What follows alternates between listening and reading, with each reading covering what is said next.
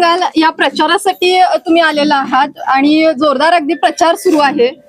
खरं तर युतीच्या माध्यमातून जे आमचे 2 उमेदवार उभे आहेत त्यांना आम्ही आता गेले 4-5 दिवस आहे प्रचारामध्ये, तर उत्तम असा गारगोटीमध्ये सुद्धा चांगला प्रतिसाद मिळत आहे.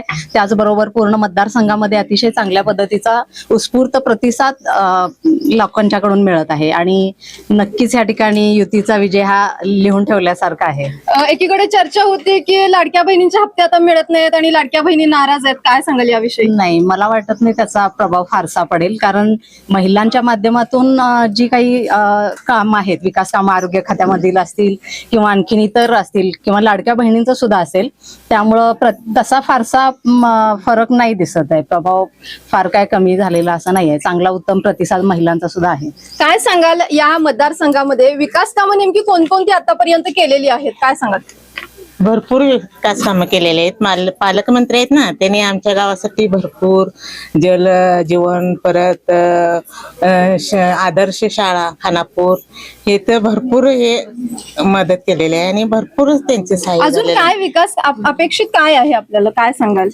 विकास अजून हवा आहे का? आता विकास जो झालेला आहे त्याच्यावर तुम्ही पूर्णपणे समाधानी आहात का, काय सांगाल? समाधानी आहे. आणखी काही विकास अपेक्षित आहे, काय सांगाल? एक आरोग्याच्या सुविधा असतील, आरोग्याच्या सुविधा अगदी चांगल्या प्रमाणात आपल्याला गारगोटी सारख्या ठिकाणी झालेल्या दिसतात. आणखी शैक्षणिक सुविधा असतील, सध्याच्या प्राथमिक शाळांची स्थिती कशी आहे आणि काय सांगाल? प्राथमिक शाळांची स्थिती तर अगदी छान आहे.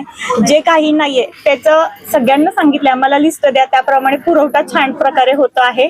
आरोग्याचं म्हणताल तर सगळ्या उपाययोजना किंवा अगदी सगळे ऑपरेटिव्ह सुद्धा आपल्या उपजिल्हा रुग्णालयात होत आहेत. सगळ्याची पूर्तता आहे आणि अगदी मोफत सगळं होत आहे. म्हणजे अगदी समस्या जाणून घेऊन समस्या जाणून घेतायत, त्याच्यावर सोल्युशन काढतायत, काय कमी आहे ते लगेच त्याचं तात्काळ पूर्तता होत आहे.